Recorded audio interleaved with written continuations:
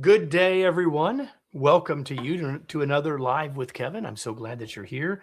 If you're whether you're here live or if you're here later, but if you're here live, a couple of initial thoughts for you. I really hope that you will hang around. I think that once we get into this, you will want to hang around. But I hope you'll hang around. And what I'd like you to do first, though, is to consider yourself to be a part of this conversation. And the way to do that first is to start letting your fingers do the talking, which is go into the comment section of whatever social media platform you're in and say hello. Tell us where you're located. And then after that, during the conversation, I want you to just imagine that you're joining my guest and I around a table, even if it's virtual. Because if you were doing that, we were having a cup of coffee, a cup of tea, or whatever beverage of your choice.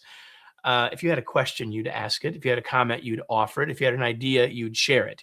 You would just do that. So do that here too. When you do that, you'll be more engaged. It will give me guidance into how to move this conversation forward and hopefully make it a better experience for everyone, both now and later, because later this will be an episode of the podcast, which you may see up over my shoulder, the Remarkable Leadership Podcast specifically. So because we do the dual duty of having this as a live stream and then a podcast, I have to shift gears to what will eventually be the podcast. So, Marissa, this is for you in 3, 2, 1. You've heard it said that we are all in the people business. Research and personal experience consistently tells us that interpersonal skills are the overwhelming key to success in business and our careers. Our guest today would agree with all that. And that's why he suggests we focus on growing our relationship currency. You may or not have heard that phrase before. That is our focus today as we build habits to help us communicate better, build trust, and have greater influence, or relationship currency. Welcome to another episode of the Remarkable Leadership Podcast, where we are here to help you reach your potential as a leader and a human being, growing personally and professionally to lead more effectively and make a bigger difference for your team, organization, and the world. If you are listening to this podcast, you could be with us live in the future, when you could learn more about this information sooner, when you could get a leg up, if you will. And the only way to do that is to get connected with us on either Facebook or LinkedIn, two of the platforms where these episodes live stream. You can connect with us there, get the inside scoop, know when we're going to go live. Just go to remarkablepodcast.com/Facebook or remarkablepodcast.com/LinkedIn. If you like what you hear today and you want help in developing the leaders in your organization, let's talk. Reach out to us at info@kevinikenberry.com, and we'll schedule time to learn about your needs and share how we might help. Today, my guest, let me bring him in. No further ado, my guest today is Ravi Rajani. He's the author of this book that I just mentioned a second ago, Relationship Currency. Let me just introduce him formally for you. He's the author of Relationship Currency, 5 Communication Habits for Limitless Influence and Business Success. He's an international keynote speaker, communication expert, and a LinkedIn learning instructor with popular courses on both conscious and charismatic communication. He has worked with leaders, teams, and organizations, including at Oracle, NetSuite, T-Mobile, Sherwin-Williams, and of course, many more. He lives outside of London with his wife, son, daughter, and their West Highland Terrier. And now you have just endeared yourself to all the dog lovers, Ravi. And so welcome to the show. Glad to have you here, sir. Thank you, my friend. And I appreciate the intentional introduction. It still feels cool to hear the word author. I know it's a label, I know it's a title, but it still feels cool. You know, after you work on a body of work for so long, it feels cool. You know, I got to say, it feels cool. Well, we might end up talking about your internal story as it relates to that in a minute. We'll get to that. That's a little bit of a preview. But before we go there, let's talk about this phrase, relationship currency. It's the title of the book. I often say when I hear things, I say, well, I know both of those words, but I may not know them when they're hooked together. In this case, I think I do, but I think it's from a context perspective. It's helpful for everyone to have a sense of what you mean when you say relationship currency. More than happy to give you my truth on it. But as I do talk, ladies and gents, if you have your own definition of relationship currency, let us know in the chat. I'm curious to know. Let us know if you know in the chat. And if you're listening to this right now on the podcast, you can't do that. But anyway, but you can think about your answer, because that thought is still useful, right? For you personally. Exactly. Now, for me, relationship currency, here's how I see it, Kevin. You know, we have relationships, which are sacred, currency, which carries a connotation of transaction. But side by side, when you pair them together, it's about two human beings coming together to engage in a meaningful value exchange. And you helping somebody achieve more of what they desire without self-interest. And the key word being without self-interest. Absolutely. And the other thing about the word currency is, you know, and you said it at the end, value exchange, that when we think about that word currency, we think about there's value there. And I think you hit the nail on the head when you said it's about them. It's about being other focused as it relates to that. We'll get to all of that. But there's something else that I love about the title of the book. Tell me. And long-term listeners will not be surprised. But it's the fact that you said habits. Right. You didn't say, what are the skills? You said, what are the habits? Now, I know this was intentional. I also know no one may have ever asked you this question, but why do you frame this around habits? You are the second person, I would say. You're not the first there. You're the second. I know you're like, damn it, I was hoping, but this is the second time. And I enjoyed the question because here's my truth around it. If we break it down, really what we're looking at is, as authors, if we're going to give ourselves that label, which we'll get into in a minute, but as authors, speakers, people who are gifted the opportunity to actually inspire change, what we're really trying to do is inspire change, and change is hard. What we're trying to do is have somebody depart from an existing set of behaviors and substitute them for another set of behaviors. And when done consistently, they will turn into habits. So really my goal with calling everything a habit was, at a macro level, yes, we're calling them a habit because that's what I want others to embody. But each habit comes with a practice and an associated behavior. And the idea here is, if you resonate with it, if you try a practice on for size, you'll engage in that behavior more consistently. A proportion of those behaviors will turn into habits. And before you know it, you'll reach unconscious competence with the skill set in question, which is becoming a masterful communicator and earning relationship currency. Yeah, I love this because, I mean, I've said, and this is why people that know me that are listening will smile, that for a long time I've said, listen, it's not about skills. Like, I'm in the business of helping people learn. I'm in the business of training and consulting, all this other stuff. Sure. And so people want to focus on skill set, but it's mindset, skill set, habit set. If we don't change the habit, it doesn't matter. Like, I can have the tool in my toolkit. Yeah. I don't pull it out, it really doesn't matter. So I'm all in, and the book does a great job of that. And I'm going to get to these 5 habits. We will not have time. I'll just tell everybody up front, we will not have time to talk in any depth about all 5. We'll probably talk about a couple, and we'll get there. But before we get there, there's a couple of underlying pieces before we get to the habits. And in part, I think this is Kevin getting at the mindset part of this. And that is the first thing is the word influence. Again, in the title, you say limitless influence, which sounds pretty good. When you talk about the word influence, for some carries some baggage, right? So let's talk about what you mean here. I think if people have been listening, they're not going to be surprised by how you answer, but it's important that we talk about what we're talking about here related to influence and the underpinnings of this whole conversation. Well, if you listen to this live, let me know, what is the first word that comes up for you when I say the word influence? I mean, Kevin, for you, when I say the word influence, what comes up for you? What's the first word that comes up for you? Well, for me, the first word is opportunity, but I've done that very exercise with lots of people. And I know that you often get a lot of, what about manipulation? You get a lot of, there's a lot of tension that for some people around that word, that it's not always greeted with positive intention. It is for me, but it isn't for everyone. That's true. That's true, my friend. And it's funny. The name of the book, fun fact, the name of the book originally was Limitless Influence. So get this. I'm at an event, flew down to Fort Lauderdale for this event, and I connect with this individual. We're having fun. We're connecting. We're going deep. He says, "You've written a book." I said, "Yes, I have." He said, "Tell me the name." I said, "Limitless Influence." And he's like, "What?" I said, "Limitless Influence." And he's like, that was his first reaction.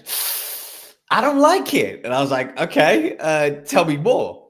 And he said, "Listen, influence, you may think about it in a beautiful way, but your ideal readers, they may resonate with it in a sense of manipulation." He goes, "Have a think about it." So I sat with it and I was like, damn it, I'm gonna have to change the name of the book. But luckily, I didn't have to change anything inside the book because the book was always about relationship currency. So phew, that's a good sign. My publisher was happy about that. But for me, if we look at the definition of influence according to Oxford Learners Dictionaries, now I'm paraphrasing, but something along the lines of the effect that somebody or something has on a way that a thing works or develops.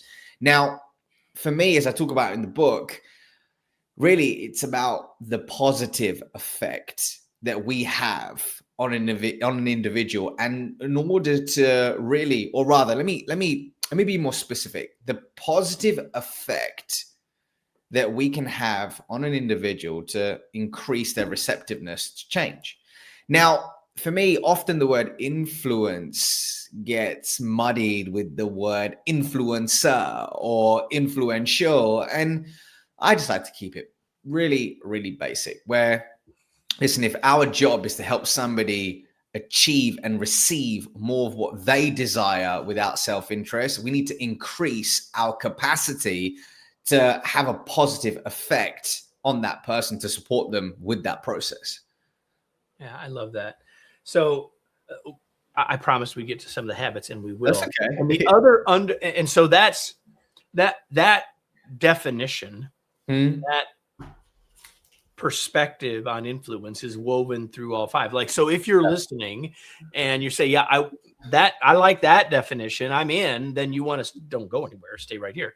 But there's another underlying principle that you talk about early, but is woven through the whole book, even though it happens to be inside of one of the habits. Right. And it's the idea of trust. And what I'd love for you to do real quick is talk about what you call the 3 C's of trust. I love it. Well, for me, in order to establish trust with another human being in a conversation, we need to earn the 3 C's. And those 3 C's are connection, character, and competence. So connection at the most basic level, I see it as the emotional glue that forges a bond between 2 human beings in a given moment. Then we've got character, which is the invisible values that travel with you, your energy, your verbal communication, and nonverbal communication. And then we've got competence, which is your ability to signal your expertise in solving somebody's big problem. As a result, increasing or decreasing your credibility stock. And the idea here is every habit that I teach inside of this book helps you earn one of the 3 C's or all of the 3 C's and ultimately strengthen trust in any and every conversation. I want to go back to something that the short little story you told about when you were in Fort Lauderdale, and you said, "I met this guy and we had a connection." And because of, you did not know, you just met this guy, I think. So you had a connection. You may or may not have, you may not have really known a whole lot about his competence, whether he knew much about whatever. You may not have had, you had some sense of character from the, as you've described it, from the conversation. But the point that I want to make from that story is that you trusted that person from the connection point enough alone to help you rethink something really important. And the reason I share that is that because I've talked with lots of people and done a lot of training and talking about trust over the years. And some people think about it like you can't, like you have to earn it and you're never going to get it. It's going to take forever to make that happen. And there's truth there. but it's not total truth there. Your point is like, it can happen. We can make a connection, and people will feel something in a way to say like, I can trust this person, at least in some ways, right? Much more quickly. So Definitely. comments, thoughts about that? Well, I'll give you an example. Let's go deeper into this because this is exciting. So I'd love to hear your take on if this resonates or if there's anything I've missed or misunderstood. But let's go deeper. So this individual was an agent at a speaker bureau. Okay. And they were there to listen to hear me deliver a keynote. Oh, look at my friend Nishil in the comments. He says, really enjoyed listening to this, Ravi Rajani, especially your concept around the 3 C's. I love it. I love it. So yeah, there you go. Nishil getting some prime time action there. So here's the background. He had spent, a couple of hours with me already before that comment. So let's look at connection. Now, before the day started, we had a few conversations, we exchanged stories. The emotional glue began to build throughout the first hour or two. Character. What I saw about this individual is that they operated with integrity. They didn't tell me, they showed me. And here's why. When they were listening to other speakers, they spoke their mind in a kind and compassionate way. They didn't mince their words. If they saw something, they said it. So I knew this person really is going to operate in a way that is congruent with their value system. Competence. He was one of the few agents chosen to be in that room because he spent decades looking at different speakers. He got that one coming in.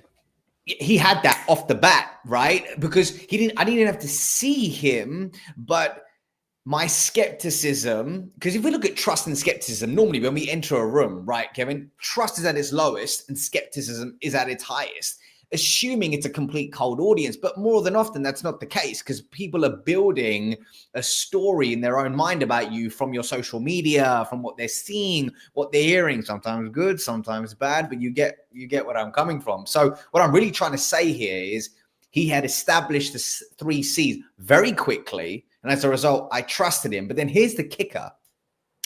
It requires, I think kicker's the right phrase. I don't know. But here's the thing, okay? It requires self-trust to take on somebody's feedback, sit with it. How does this feel intellectually? How does this feel intuitively? And then make a decision. Because I can tell you now, 100 people, other people may have said the same thing to me that day, but I probably wouldn't have taken it on board. The same way.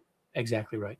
So just as a little insight to all of you, especially if you're, well, whether this is the first time you're listening or whether you've been here before, I can tell you that I think about these 3 ideas when I'm building my planning for these conversations and when I'm having these conversations. Why? Because I want you first of all, I want to have some of that built with my guest because it'll make a better conversation. And it'll make a better podcast. But if I can build that in some way, even if it's just at the start with a guest, then that creates something far better for the audience, which is the ultimate goal for both, in this case, Ravi and I to do. So I've shared, you and I, we could spend our entire time on those 3 C's, and we've already spent half our time on that. But I do want us to go a little further. But I thought that was a really important way to help people. There's other ways that we can deconstruct trust if you want, but they mostly all come back, whether you use those 3 words or not, they come back to those 3 ideas.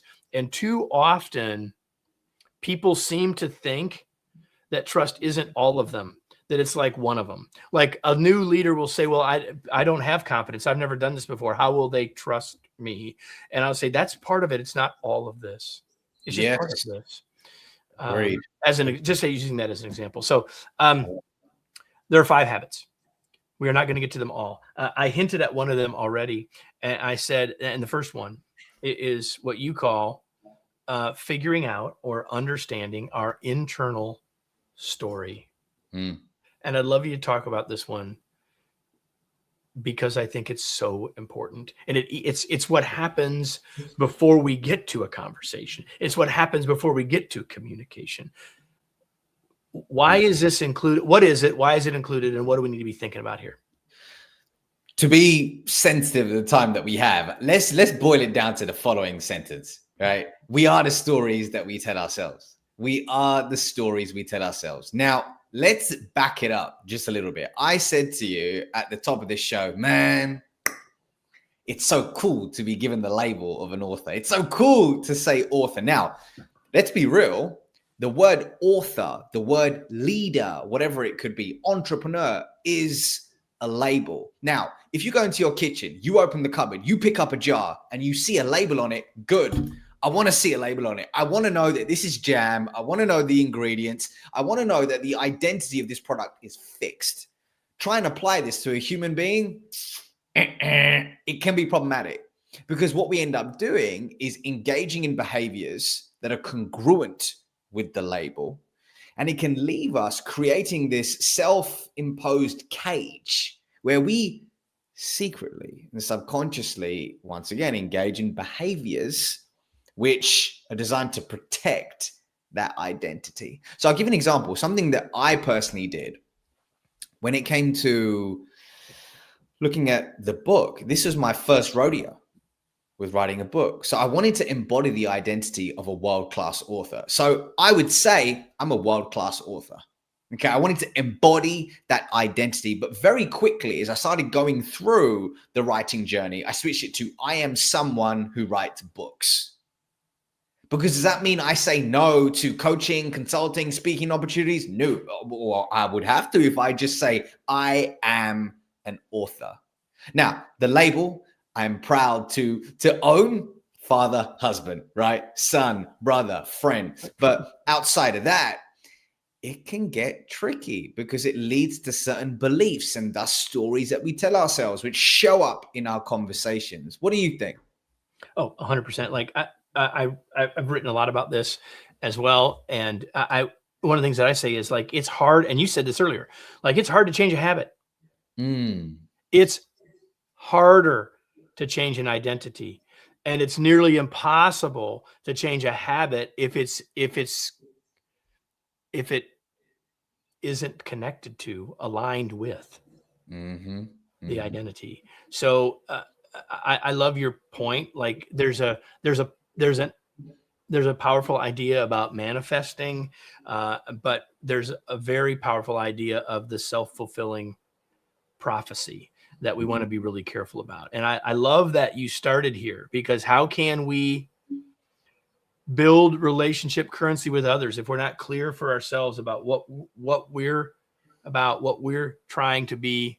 And it's going to be really hard to change the other habits if we don't have this. I love this one came first. But don't you think, sorry to interrupt you there, Kevin. Just to add something there, my friend, is if you look at a lot of the individuals that listen to this show, they may say things like, I am an empathetic leader. Okay. Now they proudly wear that label and title. So maybe when it comes to owning, or rather setting boundaries, having difficult conversations, they go, I can't do that.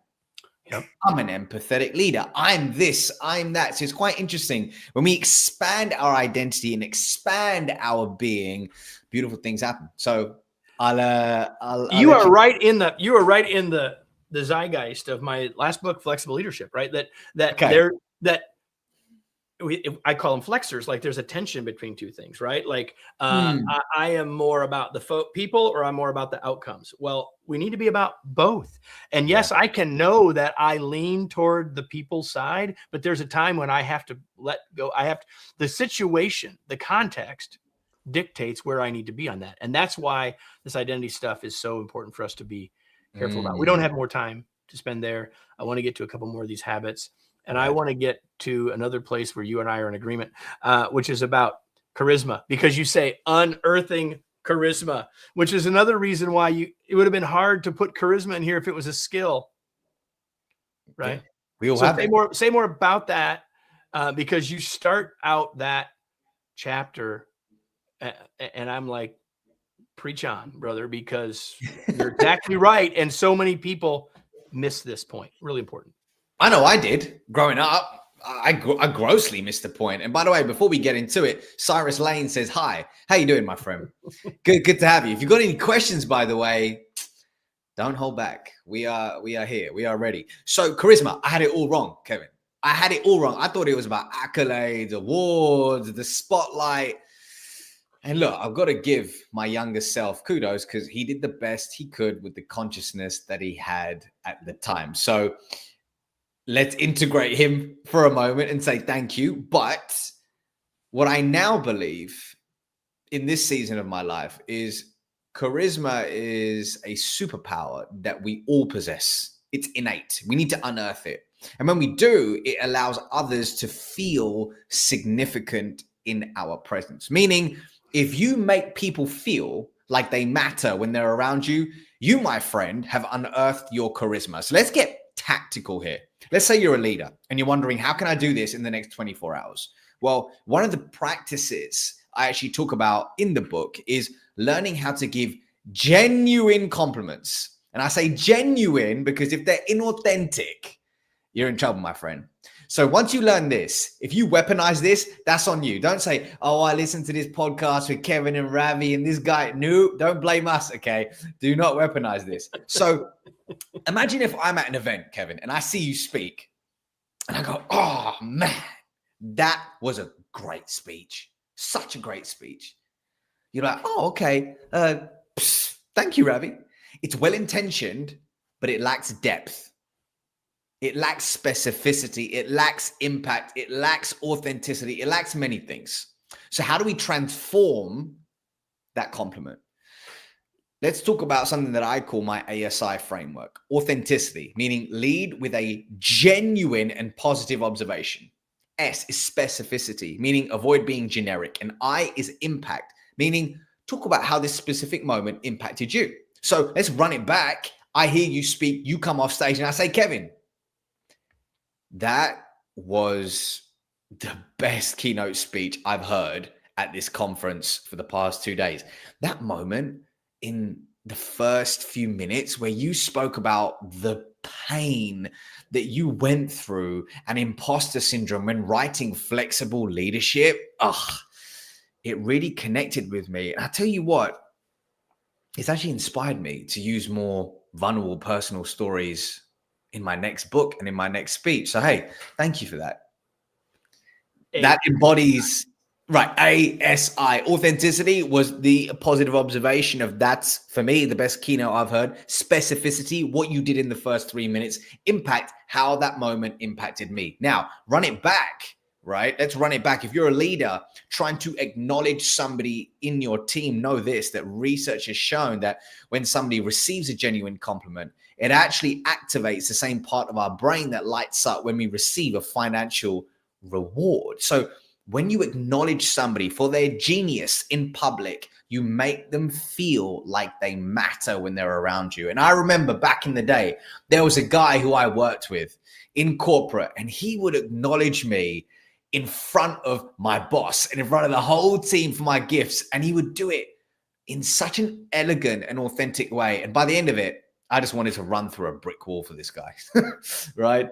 Yeah. So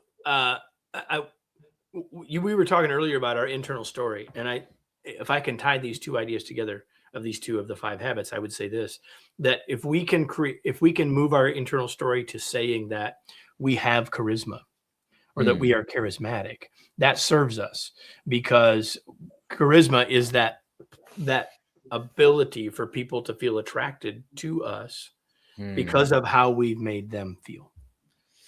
Right. Exactly, my friend. And seeing it as I am someone who makes people feel significant when I am around them. So we're moving from the label of charisma to, okay, expanding our identity. But exactly as you said, if you don't have a story that you're telling yourself that's abundant and you are stuck in reactive behavior.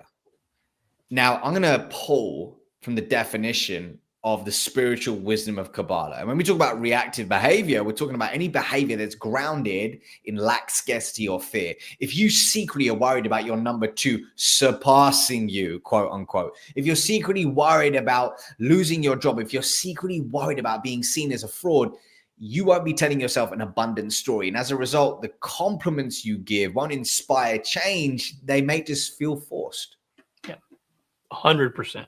100%. So we don't have time to dive into the other three. I was really hoping to spend time on, let's see, this would be the second of the 5 habits. We don't have time. I want to just tell everybody this. So I've been talking with Ravi Rajani, the author of, if you just came in late, of Relationship Currency. And I would say that if you've been connecting with any of the stuff we talked about, you want a copy. But I would also say that you want it, if for no other reason, to read about the second habit, which we're not going to talk about, which is conscious questioning and deep listening. And the reason that I think, Ravi, like lots of stuff's been written about questioning, right? But the way that you frame up conscious questioning, just without being able to dive in, just tell people what you think the 3 kinds of conscious questions are.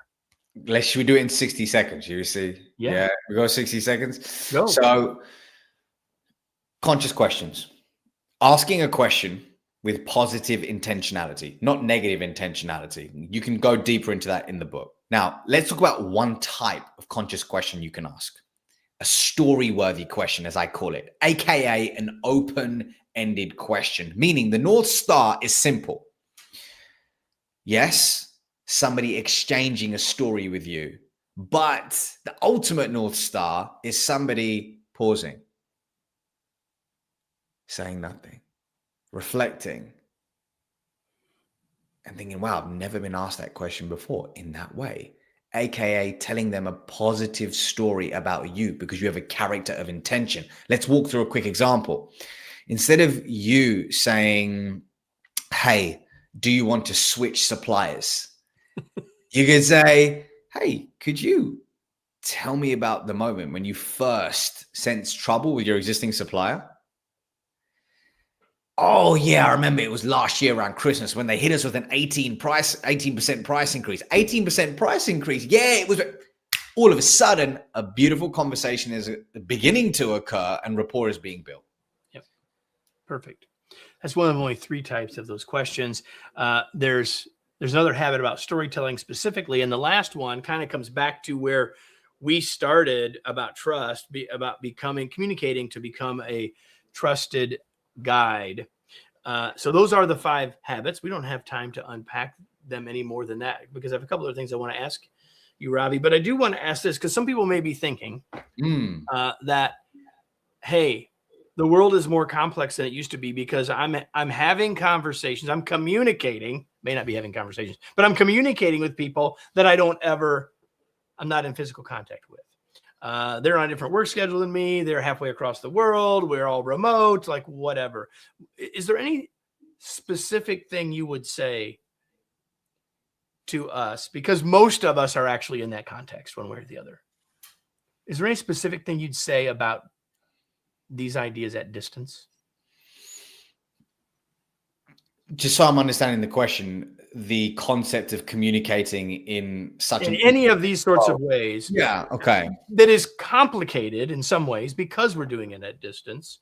So acknowledging that fact, what advice do you have? I would say, ask yourself, who do I need to become to ensure I have more presence in every conversation? So I'll give an example. For me personally, I like to have a daily spiritual practice, which allows me to ground myself. When I feel grounded, I enter every conversation feeling less reactive. When I feel grounded, I'm not operating from a place of scarcity. I'm operating from a place of abundance. And when I'm feeling grounded, I can listen to the other person. I really can, versus thinking about what cool thing I want to say next. So I would invite your listeners to think about what practices could they engage in to elevate their presence in their next conversation. I love that so much. And I can tell you what it isn't, which is to run from meeting to meeting and tell yourself you're busy. Because like that is the antithesis of what Ravi just said. So I'll leave it there. There's a couple of other things I want to ask you, Ravi, before we go. Sure. And I'm really curious. What do you do for fun? Well, I have a 3-year-old and a 1-year-old. So there's lots. And a dog.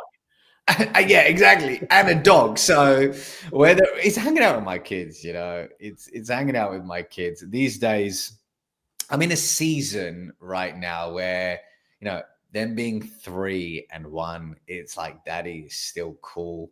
Every day is a new day. And I know that there'll come a day. That's not always, I hate to say it. You won't always be cool like you are right now. Exactly, right? I don't personally think I'm cool right now, but they do. So I'll take it. But, I'm very aware that very soon, at some point, it will come when they don't want to hang out with dad. They don't think he's cool anymore. They see me for all of my imperfections and flaws. So for me, being a present dad is fun. And what are you reading these days? So I've just finished up, or rather I'm finishing a book by Greg McKeown, and I may have butchered his surname, so apologies, my friend, if you are listening to this, but it's called Less is More. Is it called Less is More? No, Essentialism. That's it, Essentialism. And the idea is less but better. And in a world that is so noisy, which tells you need to do more, be more, it's great to hear a narrative about sometimes less is more. Essentialism. We'll have the link to that in the show notes. We'll also have a link to Ravi's book, Relationship Currency. But as I'm holding this up, where do you want to point people? If people want to get connected with you, ask more, learn more, where should they go? So the place, well, listen, firstly, if you feel called to purchase a copy of the book, you can buy it on Amazon, or you could listen to it on Audible. I narrate it 12 hours in the studio over 3 days. It was tough, but I narrated it. And yeah, you could listen and learn more about the 5 habits there. But regardless, I'd love to hear more about what resonated with you the most and learn a little bit more about your leadership challenges. So you can drop me a note on LinkedIn. You can also go to the Ravi Rajani.com with the on the front. I kind of like that, my friend. RaviRajani.com was taken, so what do we do? We're going to own the. We're just call it the RaviRajani.com. So I don't have that problem with KevinEikenberry.com. It's like there probably are others, but anyway.